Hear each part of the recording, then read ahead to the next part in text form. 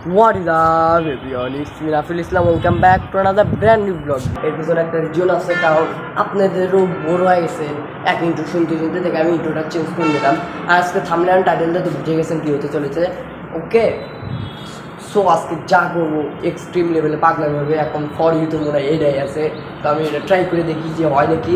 তো আমাদের কাছে আছে এখানে কী কী আছে দেখাই। একটা কড়াই আছে, তেল আছে, এখানে মেবি লবণ আছে, আর একটা ডিম আছে। ওকে, তো আমাদের এই কয়েকটা জিনিস আছে, এই কয়েকটা জিনিস। সো আরও তো বুঝে গেলেন যে কী হতে চলতেছে।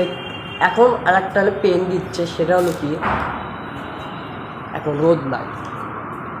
রোদ মানে একদমই কম আগের সাথে। আগে যেরকম রোদ ছিল, মানে অস্থির লেভেল রোদ ছিল, মানে কাউকে যেরকম ছিল, আজকে হয়তো মনে হয় যে কম আছে, সেলসিয়াস কম আছে।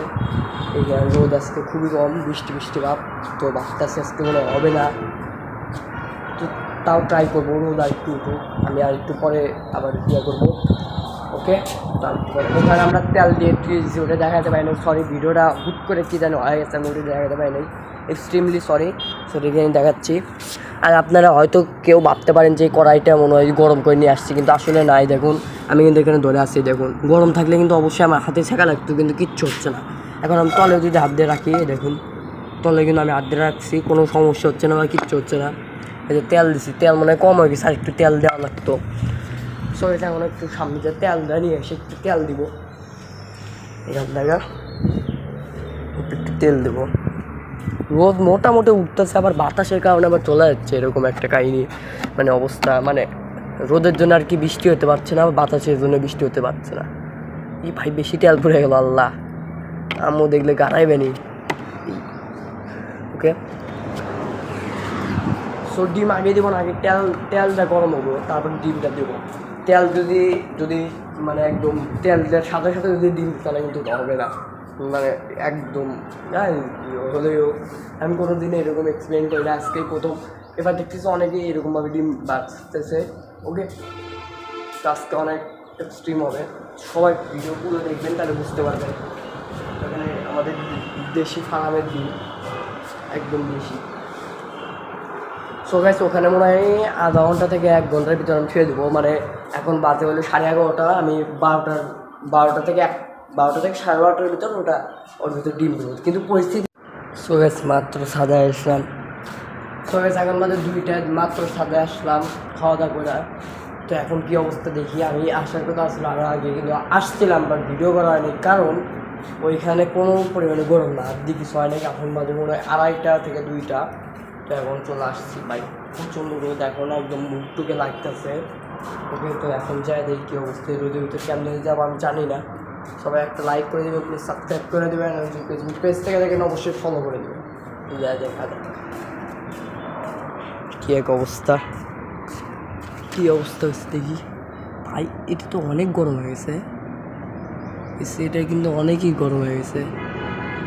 ভিতরে একটা হাত দিয়ে দেখি আমি, হ্যাঁ অনেকই গরম হয়ে গেছে, অনেকখানি গরম হয়ে গেছে। এখন দেখি ডিমটা দেওয়া যায় ঠিক কী অবস্থা হয়। ডিম ভালোভাবে হয়, তো আমি ডিমটা দিয়ে এখানে আগে ফাটাই আনি। এই রে ভাই, এক হাত দিয়ে ভিডিও করা কষ্ট হয়ে যাচ্ছে। আচ্ছা, আগে উপরের আবার ছাদের উপর চলে আসলাম। এখন দেখা বিষয় যে কী অবস্থা হয়েছে সেটাই দেখবো। তো রোদ এখনও কমে নেই, এখন মনে হয় বাজে হলো প্রায় 4টা, তো এখনও কোনো রোদ কমে নেই। তো এখন দেখা যাক কী অবস্থা। আল্লাহ, এগুলো কী অবস্থা। আচ্ছা, আমি একটু ছায়া নিয়ে যাই, ছায়া নিয়ে যাই। অবস্থা একদম ভালো না, একদম খারাপ হয়ে গেছে, জানি না কী জন্য হলো। তো আপনারা জানলে কমেন্ট অবশ্যই বলবেন। দেখে এই অবস্থা, কিন্তু এটা কিন্তু অনেকই গরম হয়েছে, হাত দেওয়া যাচ্ছে না, কিন্তু একদম দেখতে পাচ্ছেন গাইস, হচ্ছে না। মানে কীরকম একটা কালচে ভাব উঠে গেছে, জানি না এটা কিসের কারণে। সো গাইস, হয়তো ডিম নষ্ট হয়ে গেছে, ওটা ইম্পসিবল আমার দিক থেকে। আমার আজকে 37 ডিগ্রি তাপমাত্রা ছিল আমাদের বগুড়ায়, তো এই কারণে হয়তো হতে পারে না, কারণ 37 ডিগ্রি তাপমাত্রা অবশ্যই মনে হবে না। তো তো অন্যান্য জায়গায় যদি আরও তাপমাত্রা বেশি থাকে, যেরকম চুয়াডাঙ্গা এরকম অনেক বেশি 42 থেকে 45 হয়, তো এগুলোর ভিতরে হয় বেশি হবে, মনে হয় হবে তাপমাত্রা যেহেতু ওখানে বেশি, সেখানে হতে পারে। তো আমার এখানে হলো না। আর আপনারা কেউ বাসায় ট্রাই করবে না, ব্যাগ আমি খালি ডিমগুলো নষ্ট করার জিনিসটাকে নষ্ট করার কোনো ওয়ে নাই। সো গাইস, আজকের ভিডিও আমি এই পর্যন্ত রাখবো। আর যদি চুয়াডাঙ্গার ওদিকে যদি কেউ থাকেন, অবশ্যই যদি এরকম ট্রাই করেন তাহলে অবশ্যই বলবেন, কমেন্টে বলবেন যে ভাই আমার হচ্ছিল বা না হচ্ছিল, এরকম একটা লিখে দেবেন। সো গাইস, আজকে ভিডিও এই পর্যন্ত থাকবো। Thanks for watching.